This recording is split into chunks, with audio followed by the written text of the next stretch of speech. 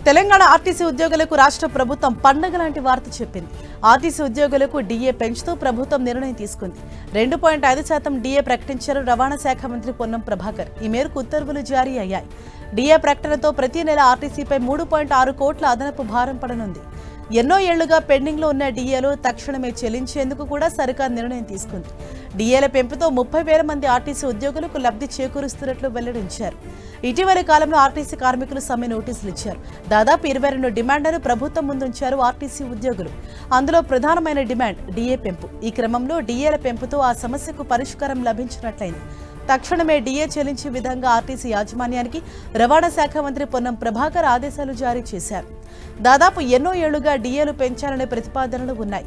డీఏలు పెంచకపోవడంతో RTC ఉద్యోగులు వారికొచ్చే చాలీచాలన జీతాలతో ఇబ్బందులు ఎదుర్కొంటున్నారని కార్మిక సంఘాల నేతలు నిత్యం ఆందోళన చేసిన పరిస్థితి.